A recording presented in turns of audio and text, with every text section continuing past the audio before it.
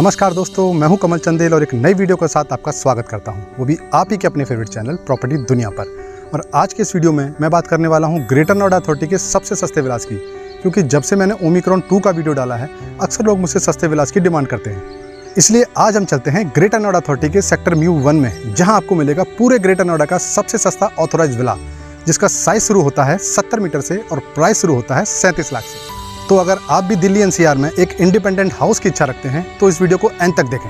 तो चलिए शुरू करते हैं।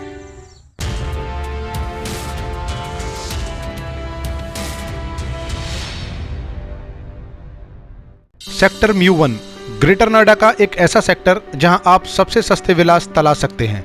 और ये सेक्टर खासकर उन लोगों के लिए है जो लोग 50 लाख से नीचे एक इंडिपेंडेंट हाउस देख रहे हैं।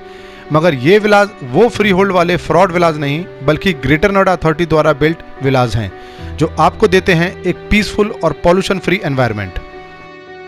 इंडिपेंडेंट हाउस के बाकी सेक्टर की ही तरह आपको इस सेक्टर में भी एंटर करते ही एक ग्रीन बेल्ट देखने को मिलती है, जो इस सेक्टर को भी प्लॉटेड सेक्टर से अलग करती है, क्योंकि प्लॉटेड वाले सेक्टर में हमें वो ग्रीनरी देखने को नहीं मिलती जो इंडिपेंडेंट हाउस वाले सेक्टर में देखने को मिलती है। इस सेक्टर में 4 ब्लॉक हैं, A, B, C और D, जिसमें आपको 70 मीटर से 120 मीटर के विलास मिलते हैं। A और B ब्लॉक में हमें 70 मीटर के विलास मिलते हैं, C ब्लॉक में हमें 90 मीटर के विलास मिलते हैं और D ब्लॉक में हमें 120 मीटर के विलास मिलते हैं। अगर बात करें इन विलास के प्लॉट डायमेंशंस की, तो 70 मीटर के विलास का डायमेंशन 7 बाई 10 मीटर है, 90 मीटर के विलास का डायमेंशन 7.5 बाई 12 मीटर है और 120 मीटर के विलास का डायमेंशन 8 बाई 15 मीटर है। छोटा साइज होते हुए भी इन विलास का फ्रंट हमें काफ़ी अच्छा मिलता है। यदि आप इन विलास को प्राइवेट बिल्डर से कंपेयर करेंगे तो इसका साइज कहीं बड़ा पाएंगे। इसलिए बिल्डर आपको कभी भी विलास का प्लॉट एरिया नहीं बताते, बल्कि कंस्ट्रक्शन एरिया को स्क्वायर फीट में बताते हैं। अगर बात करें इन विलास के रोड की, तो सेक्टर के ब्लॉक की मेन रोड 18 मीटर की है और विलास फेसिंग रोड आपको 9 मीटर और 12 मीटर की मिलती है। और लगभग हर रोड पर आपको एक ग्रीन बेल्ट देखने को मिलती है, जो इस सेक्टर को खुशनुमा कर देती है। ये पूरा सेक्टर भी ग्रेटर नोएडा के बाकी सेक्टर की ही तरह लीज होल्ड है, मगर अथॉरिटी के विलास होने के चलते आप इन विलास पर भी 80% तक लोन ले सकते हैं।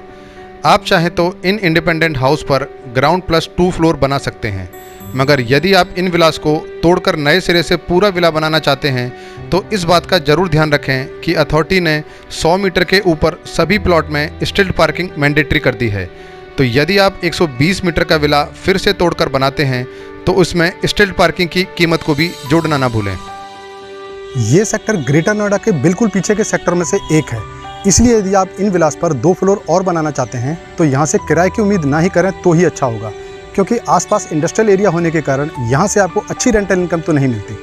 अगर बात करें इस सेक्टर में पार्क की, तो इस सेक्टर में 7 पार्क हैं, मगर पार्क का साइज़ काफ़ी छोटा है। मगर फिर भी इसकी कमी इसलिए नहीं खलती क्योंकि अथॉरिटी ने यहाँ अच्छी खासी ग्रीन बेल्ट जगह जगह दे रखी है। और इस सेक्टर के बाहर की तरफ आपको 75 मीटर की एक बड़ी ग्रीन बेल्ट भी देखने को मिलती है। ग्रेटर नोएडा के पीछे के सेक्टर में होते हुए भी हमें इस सेक्टर में अच्छी खासी बसावट देखने को मिलती है, क्योंकि यहाँ पर अथॉरिटी के विलास के वो साइज़ मिलते हैं जो मिडिल क्लास के बजट में आते हैं। मगर इतना पुराना सेक्टर होते हुए भी अथॉरिटी ने यहाँ अभी भी लोगों को बेसिक फैसिलिटी तक नहीं दी है।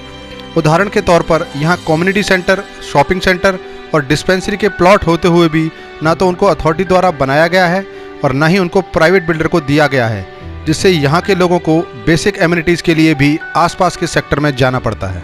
परी चौक से ये सेक्टर 7 किलोमीटर है। दिल्ली के कालिंदी पुंज से ये सेक्टर 27 किलोमीटर पड़ता है, मगर यहाँ के 130 मीटर रोड से ये सेक्टर बहुत पास है, इसलिए यहाँ से गाजियाबाद आना जाना बहुत ही आसान हो जाता है।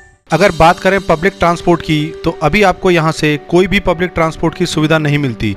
इसलिए यदि आपको यहाँ के आसपास के सेक्टर में भी जाना है तो आपके पास अपना कन्वेंस होना ज़रूरी है। मगर मेट्रो का डिपो स्टेशन यहाँ से 4 किलोमीटर की दूरी पर है, जिससे आप नोएडा और फिर NCR के दूसरे रीजन से कनेक्ट हो सकते हैं। अब बात करते हैं इन विलास की कीमत की। 70 मीटर के विलास की कीमत 37 लाख से 40 लाख है, 90 मीटर के विलास की कीमत 45 लाख से 50 लाख है और 120 मीटर के विलास की कीमत 55 लाख से 65 लाख है।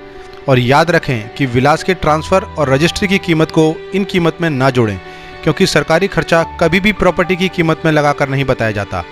मगर फिर भी आपकी जानकारी के लिए बता दूं कि ग्रेटर नोएडा अथॉरिटी ने पिछले 1 महीने से ट्रांसफ़र के चार्जेस आधे कर दिए हैं, जिसके चलते आपको यहाँ प्लॉट और विलास पर 650 रुपये पर स्क्वायर मीटर के हिसाब से ट्रांसफ़र चार्जेस और 7% के हिसाब से रजिस्ट्री चार्जेस देने पड़ते हैं।